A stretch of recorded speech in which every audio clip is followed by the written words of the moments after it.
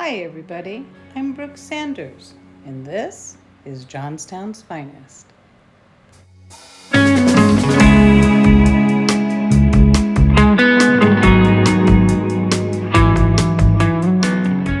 Okay, gentlemen, I want to say thank you very much for sitting down with Johnstown's Finest today and agreeing to an interview. And I think that the first thing we want to talk about is to explain to our community how you guys are a duo, a package. I met Joe about 12, 13 years ago. He was actually a member of Johnstown City Council.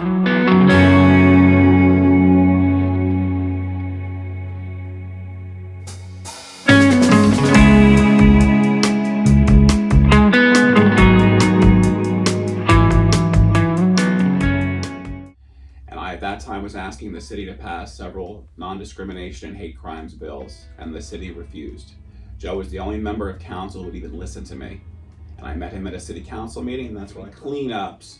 We have been a force behind the city for the past, I've been an activist for 26 years, so I've been doing this for a long time. Mm-hmm. And if people know who I am, they're going to know that you talk about anything in this local area, you're going to hear my name associated. Oh, yes, that's absolutely true, because you know what I do. I'm a community person, and people talk to me. Yes, and so your name comes up quite often. Originally, I started up doing the online because when I was appointed onto council, there was a lack of transparency, and I was taking all of the documents that I would get for that council meeting that were legally allowed. I would ask the attorney if I was allowed to scan them and then place them online, and then I would try to get public input into the going-ons of the city. I see. There was nothing. They had a pretty poor website at the time and internet presence, and that's what I started doing, and that was my initial push to have something online. Interesting, like a whistleblower kind of thing. Well, at the time, I wasn't blowing any whistles at that time as much as I was trying to get community involvement. It wasn't until my involvement with the city that I saw problems that then turned into more like, I guess you could say, activism or whistleblowing. Being new to it, I would say naive to what was going on, like anybody would be. Almost certainly. But mostly just putting things online and saying, hey, this is what we're going to vote on. What do you guys think? Very, very interesting. Okay, so what do you believe, gentlemen, is the role of city council in our community? Short, concise. What's the Johnstown role? City Council's role is to basically govern. And the problem we have right now is we have a lack of governance being done by the council. Right now, our entire city is under the sway of outside nonprofits and special interests. Technically, yeah, the purpose of a city council, it is the legislative body. So you make the laws, and then those laws then dictate what's going on. The city controls every aspect of their lives, from the contracts they give to your garbage pickup to your snow removal. The city governs how you live your life. Okay, very interesting. Thank you for that. All right, so the next question is do you think you have any personal or professional relationships that could become a conflict of interest while serving as a city council member? And we're talking about you, not other candidates at the moment. No. I don't think so, no. Okay. What would be your approach to handling controversial and complicated issues that come up during the meetings? You know, we've had some problems in the past, and I'm not sure, but I'm thinking maybe that doesn't really serve well community. Give me an example of what the problems you're referencing. Well, I think there was at some point some kerfuffle, uproars, and the police had to be called. And so, what would you think? I don't remember that. Oh yeah, We're talking about Our city council. prior council with Jack and Charlie. prior. Yes. Yeah. That was political grandstanding. Yeah. So the point is what are you going to do we don't want that. That's I the can point. tell you from personal experience, I'm in the middle of a freedom of speech lawsuit with the city. Because Okay, thank you. I was shut down 2 years ago from speaking by the Planning Commission, and this has dragged on for 2 years. So I can tell you the current council, they really don't care. I've been to court. I think the Tribune reported I've had, dozens and dozens of legal maneuvers. We've been to court X number of times. The council does what the council wants, and most people don't realize that our city doesn't do what's for the best interest of the citizens. They do what's in their own best interests. So the best way to get transparency back into the government meetings, I go and I record them. We've discussed these meetings need to be back televised, And if they're not televised, the city is set up. We actually have a recorder right above the screen in the city meeting room in the chambers. They could put them on Facebook. Okay, so the question really is what are you going to do to keep things tempered down if you're going to be sitting as a city council member, as the mayor, right? We don't, do you, or correct me if I'm wrong, do you want people coming in firing Yes. her? But there's ways that you can handle people that are diplomatic, and people are going to come in and be angry about things.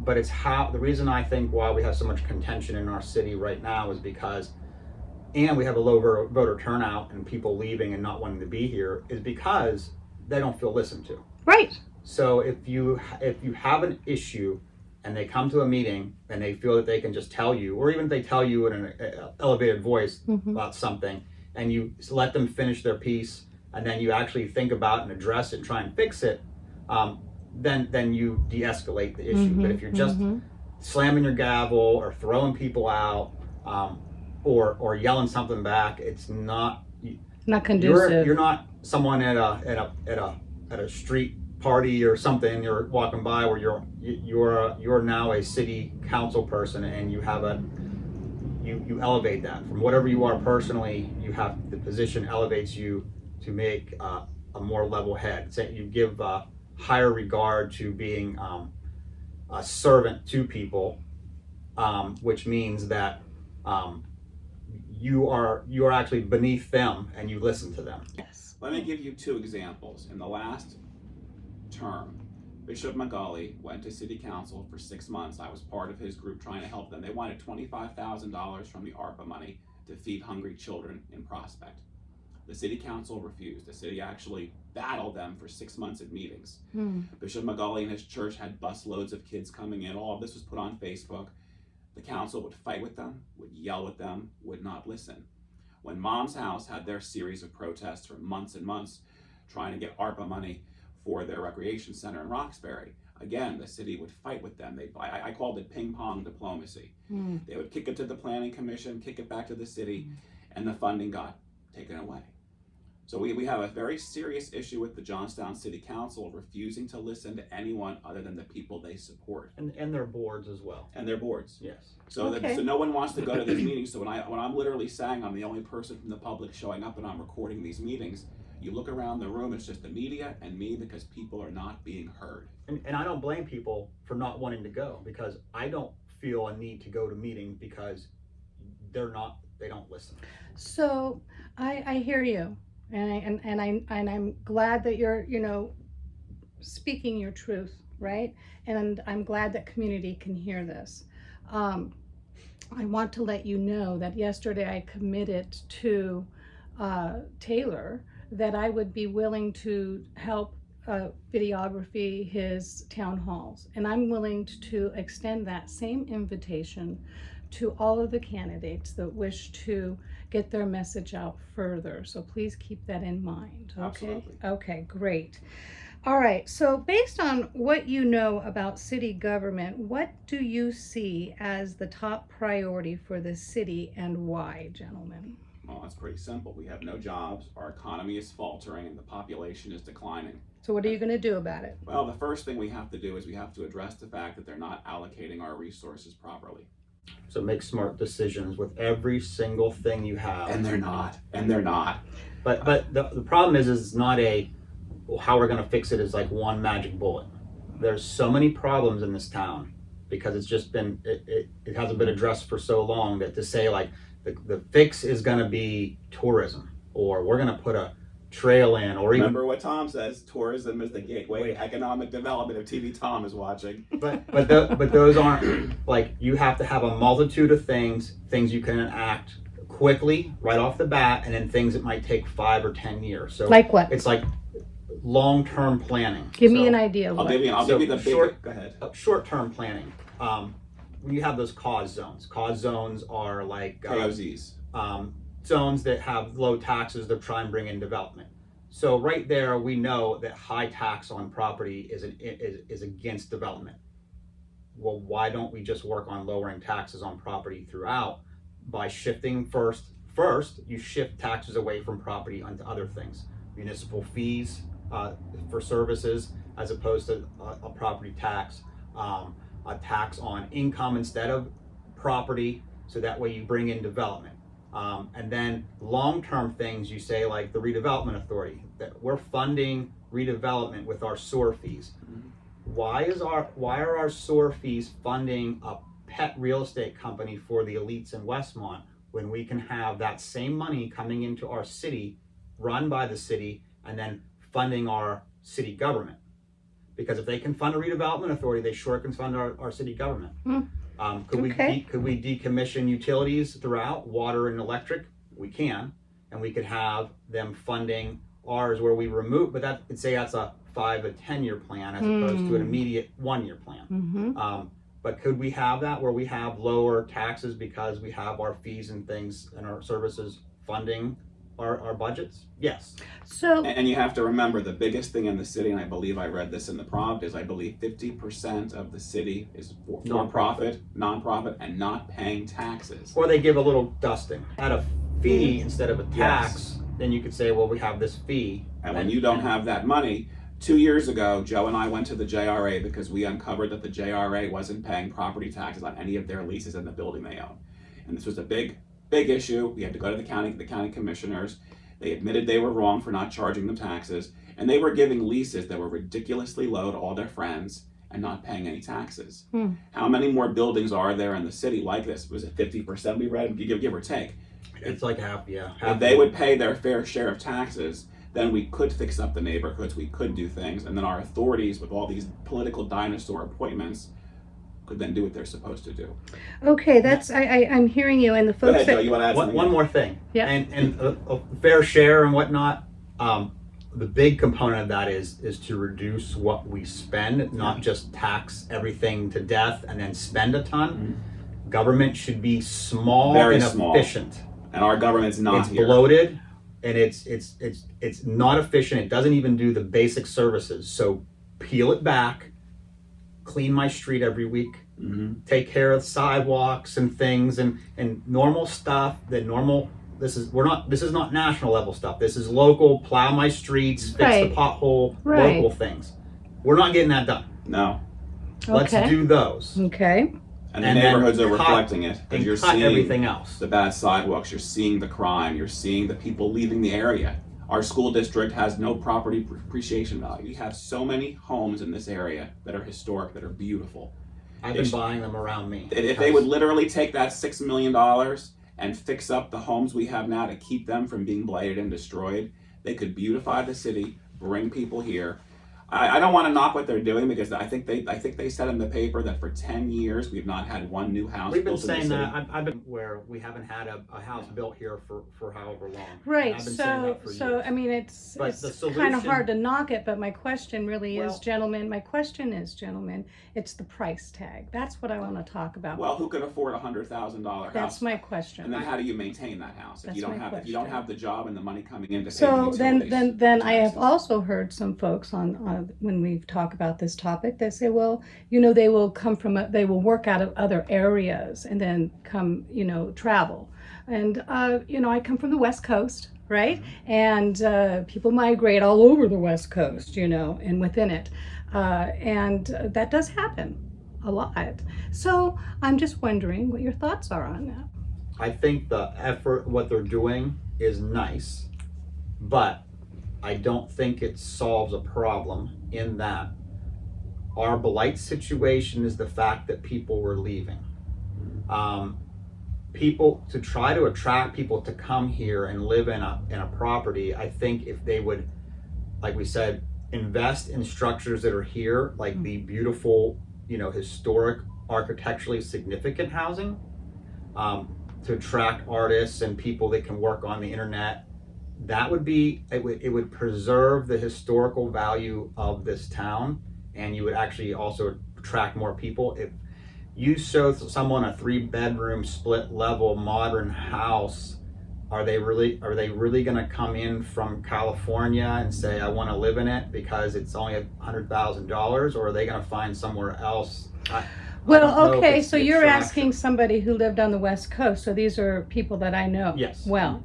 And yes, they will. They most certainly will, especially your middle income folks that are being priced out Priced all out. along the West Coast. So $100,000, you can't buy a stairwell for that in California. There's $100,000 anywhere. homes right now. And in I Westmont hear and you. Richland. So then are you opposed to this, or are you Um, saying it needs to just be thought out a little As better? long as they're doing it on their own, then But my they're not. only It's concern with them government is money. my It's only government concern money. is when people are using government money for their pet projects. If they're doing it on their own, then they can do what they want.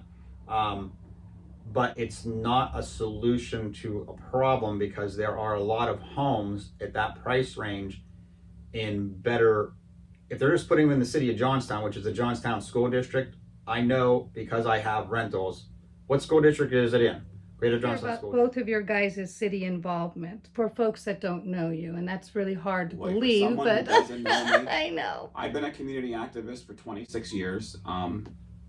I've been very honest about the fact that I was a mute for 7 years when I was 18 years old. So I had lost my voice. I had vocal paralysis. My vocal quality tends to come and go depending on the day of the week. Today it's a bad day because it's cloudy out when I'm taping. And because of that experience, I've become very fearless in speaking my truth. So I go to all the meetings, almost all the meetings. I've pretty much been everywhere throughout the county advocating for people. That's how I got started. I believe in helping people. I also believe in transparency, and I have a very good track record of exposing government fraud. The one thing I wanted to point out, a couple months ago, I was filing a right to know request. For those people who like to criticize me for filing them, there's a purpose. We had a city director, Nina Najitsu, who was being paid, what, $85,000, $30,000, or $20,000 Another in junkets. $10,000 they gave her. They put $10,000 to bring her a visa here from Kenya. Unqualified. And at one point, we had emails from Laura Euchel that she was going to rent out her house. We don't know if she did. Who is a council person. Council that's person. running. So I want to state right now, anybody who is being spoken about in this video, if you wish to set the record straight, please reach out to me. Yeah, they can. We have Okay. emails They can. proving Yeah. it. Okay. All this was on Facebook. And that's okay, but Yeah, I yeah. just feel like that is Understand. an Yeah, appropriate thing completely. to say, right? If even if it's a written response, Yeah. please let me know, and I will publish that on my social Mine media. with their hiring of Nina was she was here for under a year. We still don't know if she paid back the full 10. She had a GoFundMe for a while to pay the 10,000 back, and she didn't do anything. And she's an example of the revolving door and the failed policies. They spend time bringing these people in, and since we're gonna make you write more letters. But she was a buddy of like Thad's that got the $2 million to make the drawings for Central Park. So that I think that's the connection, that they brought her in and they were gonna put her in that position, pretty much just to fill the spot and do the bidding that they want. But if you looked at her resume, she was not qualified for it. They spent money, but they also spent manpower and time when they could have been working on something else. So why? Okay. And that revolving door is something we have to acknowledge. People will talk about the So 10 city managers how and- are you going to? That's another question. I mean, how are you going to stop this revolving door? How are you going to participate in making you guys better Very, at a very, team, very simple. as a team? By You have not to- letting it happen. not letting it By not happen. letting it happen. And you have to eliminate the city manager form of government and go back to strong mayor, Well- where the council's in charge. The thing is the current council and everybody on it and the people attached to the what's going on, they were okay with it. They're not only okay with it in the emails, they were inviting them in to stay at their place. So they want this. So how do you? One, we can't go back obviously and fix what happened, but going forward, when those things happen and they start doing that, you say, why are you doing this? Stop it. We have the power as a council to tell, to dictate if they're going to do those kinds of searches or whatever. I don't think they even did a search. They just hired her. They just And hired then the her. kicker is it's not just her position. We've had 10, 12 city managers in 10 years. And as a council person, you can't get involved in the day-to-days. You're supposed to. That's a problem with the council, so the city manager form of government. So you can't tell them what to do. But if they're doing these types of things, you can pull them. So correct me if I'm wrong. Did you just say that there should be no city manager? I don't like the city manager form of Neither do government I. because it's Okay. it's So an this is entrenched- important for community to hear this. It's an entrenched bureaucracy. Yeah. Because people talk about the deep states and the bureaucracies and everything else. This is the local version of a bureaucracy where these people are always there and they're entrenched. Granted, we go through them all the time, but how it's supposed to work is we're supposed to elect people that directly represent us. And what they've done is then said, we're gonna hire someone to do everything you wanted us to do, and then when they screw it up, you can't blame us. It was them, and it's just it's a bad system. I want to hire a person that's gonna appoint people in different departments. So you want to eliminate the I city would too. manager, I would and then too. who are you going to hire? Well, What is that position? You would You would have go a back to mayor, a strong mayor. Originally, okay. Go ahead, Joe. Originally, the best way would be is one, the council's at large, so everybody could be from one area of town. It should be that each area gets its own council. And we used to person. have that until they changed it. Mm-hmm. And then the mayor, they would call it like, I guess, a strong mayor form of government, but he would be in charge. So he would appoint the person in charge of police and public works. So if my road's not getting plowed in the winter, I only have one person that's wrong, that's at fault. It's the mayor. Your guy's not doing his job, so he either fixes it or he gets voted out next year.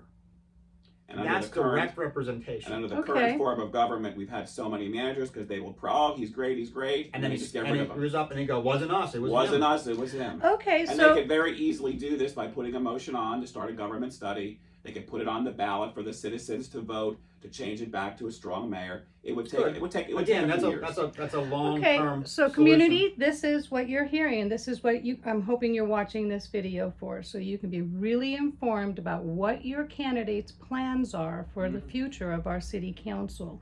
And if this is for you, then you know how you're going to vote. And wouldn't it be better if this area mocks them, or separate the city into separate areas, and we have our representative, and then they go fight about budgets and where money's getting dispersed in the city, and our guy doesn't come back to solve our problems. Well, We then bumped them out. I'm voting out my council person that represents me on the council too. And we because- used to change the government in 1992 when they went into Act 47, which was a complete 30-year disaster.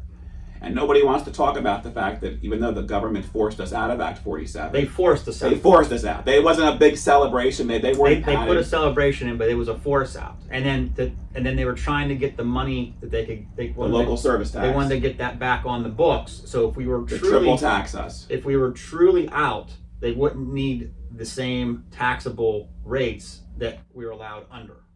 And on a side Does that make point sense? for the local, No. Okay, so Go ahead. in Act 47, you're allowed to tax at a higher rate. triple the rate of what So the what normal they said tax. is, we're good, we won, have a party, we're out of Act 47, right?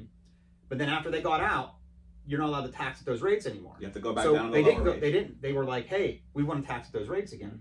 So if you are out of the financial distress that require those taxable rates in Act 47, but yet you are still asking for the rates under the distress status, you are saying one thing, but your Doing another. actions are saying another. It is what it is. So if I'm out, I don't need to tax you at those rates. I can drop it down. That's the And for our local business owners, they've all received a letter from the city in the last 2 weeks requiring an additional, I believe it's a $100 business privilege tax. I've seen several business owners call me up upset.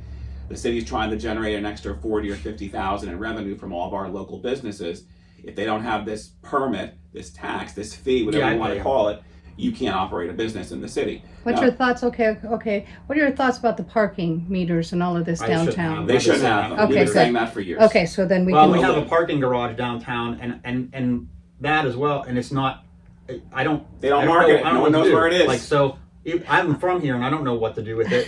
So, Yeah. like, make it clear. I do use the app. I have to Yeah. say the app is very convenient. But they've been Altoona doesn't have parking meters. No. They should just remove them. remove them. Okay, not enough that people was my down that there. was my Remove them all. that was my question. It's not. I think we barely We make said- money, or they lose money on When parking. I did the remember right it's to a know line request item. on it, when they pay the code officers and they do the meters, I think they lose. Pretty they lose. close. It's close. not Oh, like really? it's not Okay, like It's it's not a so profit. so I know that Taylor is taking this on. He's I've already looked championing into it. this. Yeah, I so would- we'll I would agree see. with them on Yeah. that. I But would yeah, think so. I think that you agree on several points. While we're on the parking things, they shouldn't be ticketing people on street sweeper night when they don't sweep the streets. Yes, and they do, and that's a big. It's a big Which is headache, just a moneymaker. and it is a moneymaker. Yeah.